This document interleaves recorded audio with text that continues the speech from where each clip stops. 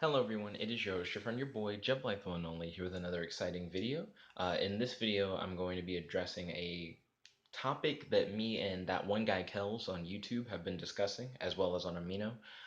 Kells actually sent me a video, not a video clip, but a voice clip on Amino, where he talks about familiars, uh, and how having a superpower that essentially summons a familiar, whether it be like a mystical creature, an animal, or like another person, or like a ghost, essentially any power that summons a being other than yourself that you can talk to and that can help you. And he's talking about like the efficacy of familiars, whether or not familiars are like a cool power or not. And I'm in the camp of familiars are garbage, and I can tell you why. I can give you my exact reasoning why. I was thinking about this as I was listening to Kells' audio clip. So Kells' argument is that if you have a familiar, that you can, there are certain things that you can't do that a familiar can do. He mentions in situations where someone could take you by surprise, but your familiar is watching from a different perspective, so then they can prevent you from being surprised by warning you or by jumping in and intervening so that you don't have to, kind of thing. The other thing that he mentioned is if you don't have the right abilities to handle a specific circumstance, that your familiar may have those abilities and then they can handle the situation where you couldn't. I feel like if your familiar has powers and abilities um, that you lack, and the familiar is essentially making up for the powers you don't have, you could also just have those powers instead of having a familiar that has those powers.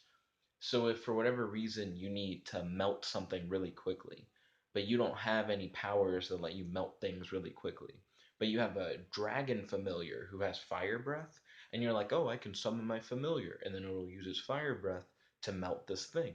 Well, if you had fire breath, you could just do that yourself.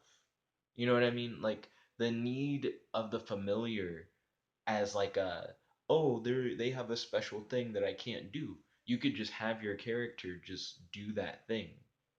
Um, and it's not that I'm saying that familiars aren't interesting in stories. It's just more along the lines of you don't really need a familiar to solve these problems. There's no problem that you like unless you had a familiar that you couldn't solve it.